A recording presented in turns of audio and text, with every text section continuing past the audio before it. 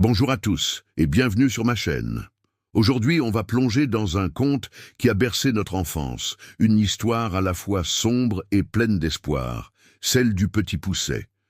Mais connaissez-vous vraiment tous les détails et les messages cachés derrière ce classique de Charles Perrault? Accrochez-vous, car on part à la redécouverte de ce récit intemporel. Imaginez un peu la scène, une famille de bûcherons, très pauvres, avec 7 garçons. La famine frappe si durement qu'un soir, les parents prennent une décision terrible, celle d'abandonner leurs enfants dans la forêt. C'est une entrée en matière assez brutale, n'est-ce pas? On ressent tout de suite l'angoisse et le désespoir de cette époque. Le plus jeune des fils, qu'on appelle le Petit Poucet parce qu'il n'est pas plus grand qu'un pouce, est chétif, fragile et parle peu. Souvent, c'est lui le souffre-douleur de la famille. Mais comme le dit le proverbe, il ne faut jamais se fier aux apparences. Ce soir-là, le Petit Poucet, qui ne dormait pas, a tout entendu. Et c'est là que son intelligence va briller pour la première fois. Au lieu de paniquer, il agit. Il sort discrètement et remplit ses poches de petits cailloux blancs. Le lendemain, alors que ses parents les emmènent au plus profond de la forêt, il sème ces cailloux un par un, sans que personne ne le remarque. Une fois les enfants laissés à leur sort, la panique s'installe. Les frères pleurent, ils ont peur, mais le Petit Poucet les rassure. « Ne craignez rien, mes frères, suivez-moi, je vais vous ramener à la maison. » Et grâce à la lueur de la lune qui fait briller les cailloux, il guide sa fratrie à travers les bois jusqu'à leur porte. Les parents sont à la fois soulagés et un peu honteux de les revoir. Heureusement, le seigneur du village vient de leur donner un peu d'argent, alors tout le monde peut manger. Mais ce répit est de courte durée. L'argent est vite dépensé et la faim revient, encore plus cruelle. Les parents décident une nouvelle fois de les abandonner. Cette fois, le Petit Poucet est pris au dépourvu. La porte est fermée à clé, impossible de ramasser des cailloux. Son seul recours, c'est le morceau de pain qu'on lui a donné. Alors, pendant le trajet, il en émiette des morceaux pour marquer le chemin. Vous devinez la suite.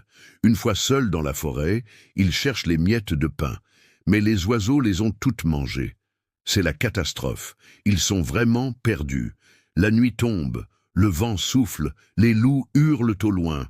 L'angoisse est à son comble.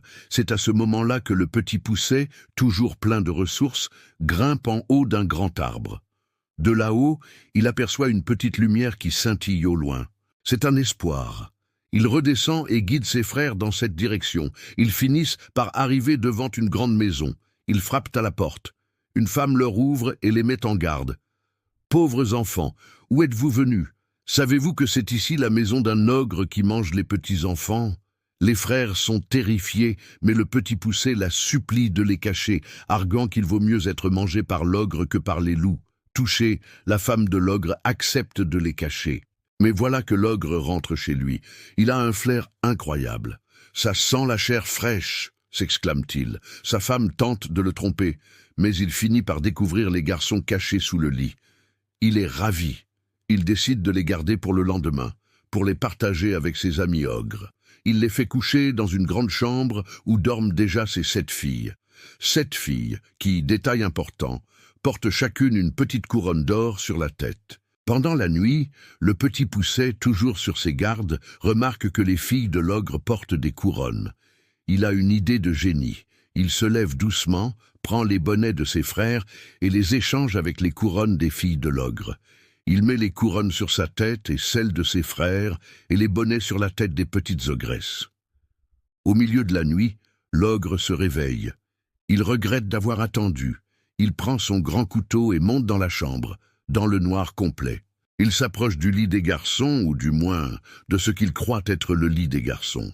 Il tâte les têtes et sent les bonnets. « Ah, les voilà nos gaillards !» se dit-il. Et sans hésiter, il égorge ses propres filles. C'est une scène terrible qui montre la brutalité de l'ogre, mais aussi l'intelligence incroyable du Petit Poucet. Une fois l'horrible besogne accomplie, l'ogre retourne se coucher, satisfait. Le Petit Poucet réveille aussitôt ses frères et il s'enfuit de la maison en vitesse. Le lendemain matin, l'ogre découvre son erreur macabre. Fou de rage, il enfile ses bottes magiques, les fameuses bottes de 7 lieues qui lui permettent de parcourir des distances gigantesques en une seule enjambée. Il se lance à la poursuite des enfants. Le petit Poucet et ses frères le voient arriver de loin et se cachent dans un rocher creux. L'ogre, épuisé par sa course, décide de faire une sieste juste à côté de leur cachette. Et là, c'est le coup de maître final du petit Poucet. Il demande à ses frères de rentrer à la maison, et pendant que l'ogre dort profondément, il lui retire délicatement les bottes de 7 lieues et les enfile. Comme elles sont magiques, elles s'adaptent parfaitement à ses pieds. Avec ses bottes, il peut aller aussi vite que le vent. Alors, que fait-il ? Il ne se contente pas de s'enfuir. Il retourne à la maison de l'ogre. Il raconte à la femme de l'ogre que son mari a été capturé par des voleurs et qu'il l'a envoyé chercher tout son or pour payer la rançon. La femme, affolée, lui donne tout ce qu'elle possède. Le petit Poucet charge l'or et, grâce à ses bottes, retourne auprès de sa famille. L'histoire pourrait s'arrêter là, avec une fin heureuse. Le petit Poucet ramène une fortune immense. Sa famille n'aura plus jamais faim. Mais Charles Perrault nous propose une autre fin possible. Dans cette version, le petit Poucet utilise les bottes pour devenir messager du roi. Il court à travers le royaume pour transmettre des nouvelles importantes, notamment sur l'état des armées, et il gagne ainsi très bien sa vie. Alors, que retenir de cette histoire ? D'abord, c'est une formidable leçon sur la résilience et l'intelligence. Le petit Poucet, le plus faible en apparence, est en réalité le plus fort grâce à son esprit vif et son courage. Il nous montre que la taille ou la force physique ne font pas tout. C'est la ruse, l'observation et le sang-froid qui permettent de surmonter les plus grands dangers. C'est aussi une histoire sur la transformation. Le petit garçon rejeté devient le sauveur de sa famille et un héros.